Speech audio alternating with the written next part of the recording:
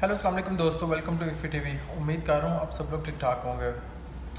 पिछले दिनों आपने मेरी वीडियो देखी कि लाहौर ग्रामर स्कूल जो कि गुलबर्ग में LGS के नाम से लोगों से बहुत फेमस है, उसके 4 जो फेमस टीचर हैं जो बहुत सालों से वहाँ पे पढ़ा रहे थे, लिखा रहे थे और बच्चों को हरासमेंट के केस में पकड़े गए और उनको टर्मिनेट कर दिया गया। तो उसका बहुत सारा मैंने खुलासा देखा। खुलासे में मैंने बहुत तफसील से पढ़ा जो पाकिस्तानी टाइम्स में लिखा गया था। उसमें बताया गया कि उन लोगों ने गिल्टी फील किया इस चीज़ को, और गिल्टी फील करके बाद में उनसे सॉरी का जो एक लेटर है वो लिखवा के बाद में उनको टर्मिनेट कर दिया गया। तो उसके बाद में इंतज़ामिया में जो स्पेशल 2 ख़वातीन हज़रात पकड़ी गई, जो मायरा उमर थी जो फेमस एक एक्टर की मिसेस भी हैं, और उसके बाद रुबाब हैं। तो इसका मतलब कि ये 2 लेडीज़ वो थी जो लड़कियों को ख़राब और टीचर्स को लड़कियां प्रोवाइड करने में उनकी हेल्प करती थी। बड़े अजीब से बात है, समझ से बाहर है। मैनेजमेंट जो कि बच्चों को पढ़ाती है, लिखाती है, उनकी कंप्लेंट्स को सुनती है, वो भी ऐसे काम में मुलव्वस हो तो कितना अफसोस होगा। तो ये 4 लोग जो टीचर जो एक उनके काम को मुक़द्दस पेशा समझा जाता है, वो ऐसे काम में मुलव्वस थे। हम लोग तो बचपन से यही सुनते आए हैं कि माँ बाप के बाद तो उस्ताद ही बच्चों के माँ बाप होते हैं, और जो डॉक्टर नर्सेज होती हैं उनका पेशा बहुत मुक़द्दस होता है। अगर उनमें कोई गलती खुताई हो, ठीक है, तो वो फिर गुनाह में तस्वर किया जाता है। तो ये जो 4 टीचर थे इन्होंने बहुत शर्मनाक काम किया। ये भी सुनने में आया था कि ये जो मायरा उमर हैं ये लड़कियों को खुद हरास भी करती थी और उनको धमकियाँ भी देती थी, और यहाँ तक कि उनसे ये भी कहती थी कि अगर आपने ये गलत काम ना किया तो आपको बाद में स्कूल से निकाल दिया जाएगा। और जो ये 4 टीचर हैं, मैं नाम आपको एक बार फिर से बता दूं। ये हैं जी 4 टीचर: एतजाज़ुर रहमान शेख, जाहिद वरैच, उमर शरीफ और शहजाद अरशाद। ये 4 टीचर हैं। ये कहते थे बच्चों को अगर हमारे साथ गलत काम ना किया तो आपको पेपरों से फेल कर दिया जाएगा और आप अगली क्लास में नहीं जाओगे।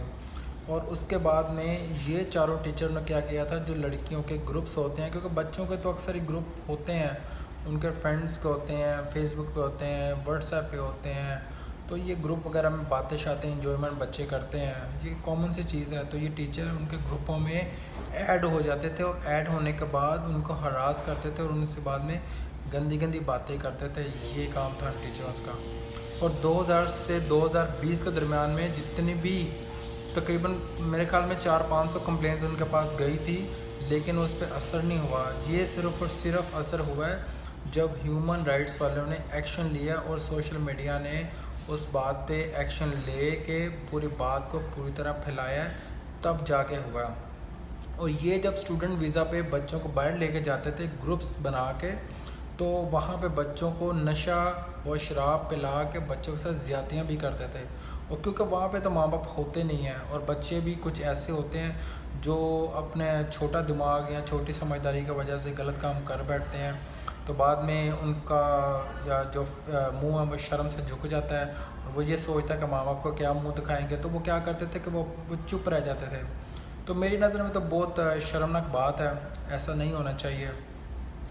और कभी भी ऐसी हरकत हो तो सबसे पहले आप पुलिस को, गवर्नमेंट जो हमारे अदारे हैं उनको बताओ, और अपनी जो दूसरी फ्रेंड्स हैं, रिलेटिव्स हैं, उनको बचाया जा सके, ताकि ऐसा ना हो कि कोई दूसरा भी किसी गलत नुकसान का जो सा मुलव्वस हो जाए और वो बंदे को भारी नुकसान उठाना पड़े।